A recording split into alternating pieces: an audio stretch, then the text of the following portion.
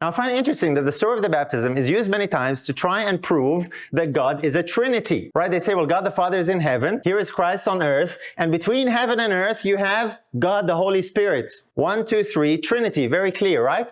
Wrong, not according to Jesus. You know, I misunderstood that for a long time. And many people misunderstand what it means. They think it means God with us is that Jesus is God and He is with us. But that's not what it means.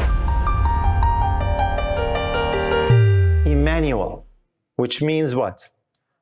God with us. What does it mean when it says God with us? You know, I misunderstood that for a long time. And many people misunderstand what it means. They think it means God with us is that Jesus is God and He is with us.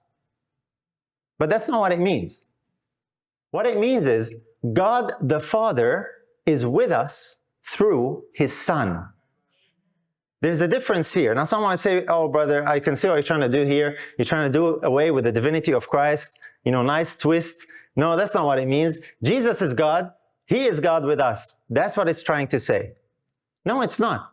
And we're not trying to do away with the divinity of Christ. He is the divine Son of God. But the name Emmanuel indicates that it's God the Father who is with us in His Son or through His Son. How do we know this is talking about God the Father?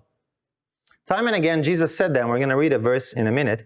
But Jesus said that the Father dwelt where?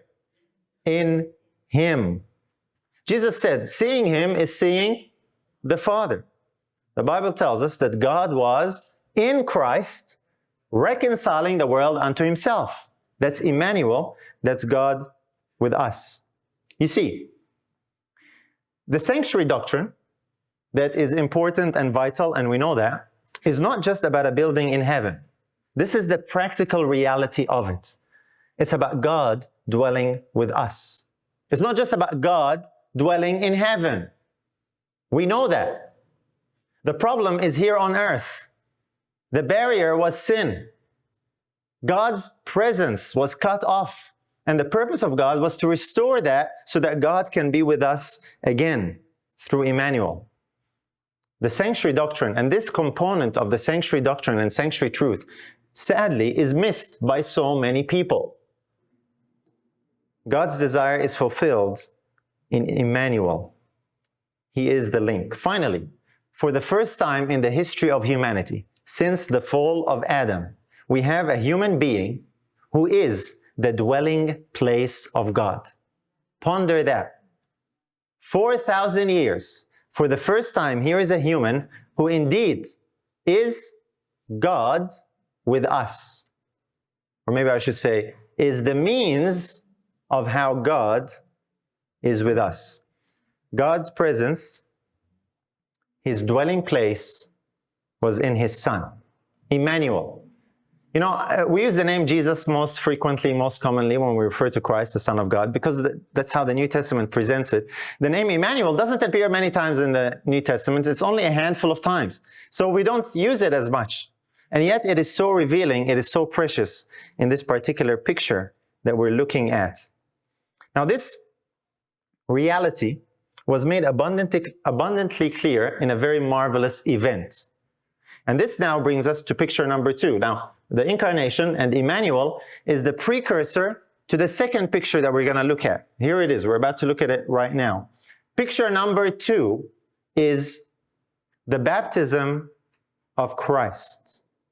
So picture 1 was the sanctuary in the wilderness. Picture number 2 is the baptism of Christ. You see, the baptism of Christ serves as the key to give us an insight and detail into the meaning of this wonderful name, Emmanuel. And therefore, the reality of the experience that God wants to have for His people through what He sent in His Son, through the Savior. Here is a verse that we don't often associate with the baptism. John 5:37. And the Father Himself, which hath sent me, hath borne witness of me. Ye have neither heard His voice at any time, nor seen His shape. This has become one of my favorite verses. I never really understood what this verse was about. And when I did, I was just blown away. Let's see if you might experience something similar as we delve into this verse just a little bit. There's so much contained in this verse.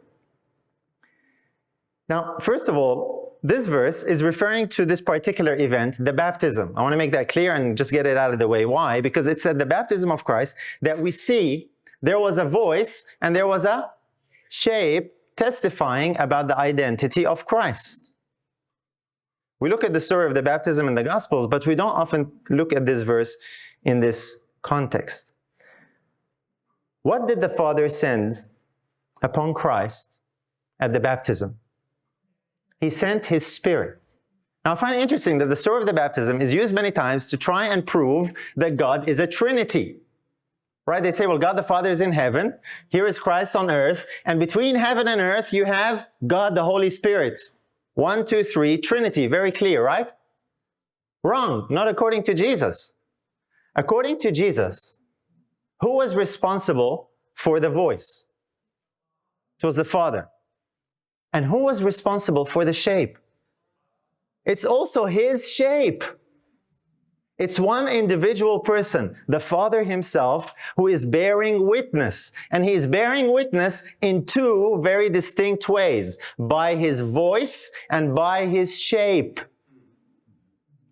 That's the story of the baptism explained by Jesus, who was there, who was baptized. Not explained by theologians who were not there.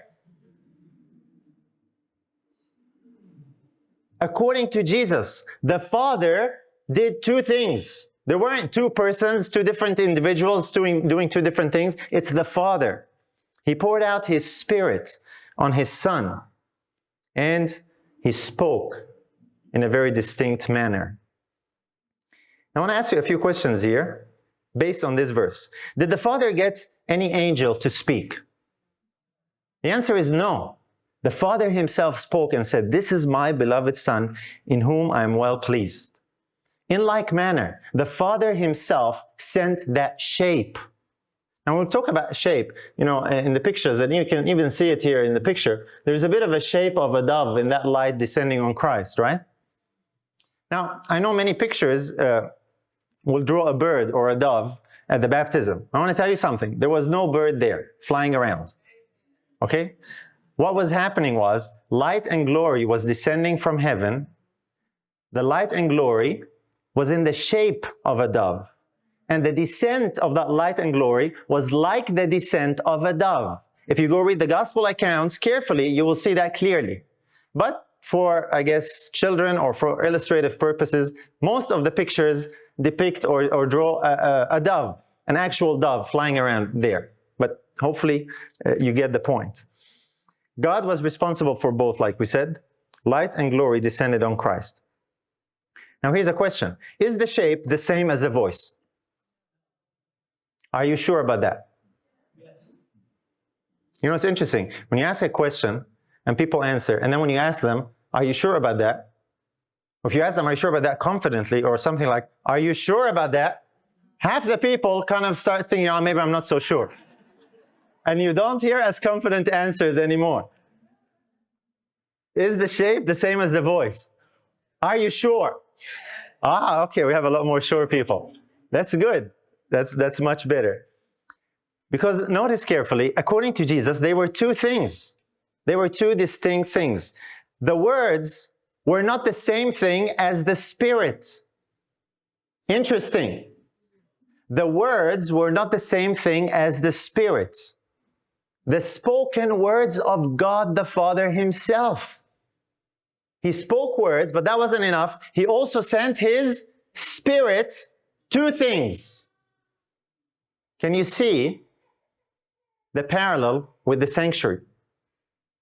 Can you see how this unmasks false understandings and wrong teachings when it comes to mingling or mixing up the two, the Word of God with the Spirit of God? You see, like the sanctuary, the presence of God manifested in His Son was in addition to the contents. Let me tell you what I mean by that. Did Jesus have the Word of God in His heart and in His mind? Very likely He memorized large portions, if not the scriptures themselves. Large portions of the scriptures. Let me get it a bit closer to home. Did Jesus have the law of God in his heart and in his mind? He did. And yet at the baptism we see here that God's presence was in addition to what was already there in the heart and mind of Christ. I want to make something clear here because somebody will wonder about that. This was not the first time Jesus received the Spirit of God. He was full of the Spirit. But here, in a public manner, at the commencement of his ministry, God was showing everyone, this is the living temple or the living sanctuary that is the parallel or the fulfillment to the one in the Old Testament. And so God gave a very illustrative picture, an event, where he spoke with his own voice. He sent his own shape upon his Son to indicate this is now the commencement of the ministry of the Savior, whose name is Emmanuel, God with us. It was God the Father who was with us through his Son. You can watch the full message by clicking on this video right here. And to take your study to the next level and strengthen your faith, click here and join me at the Bible Academy. I'll see you there.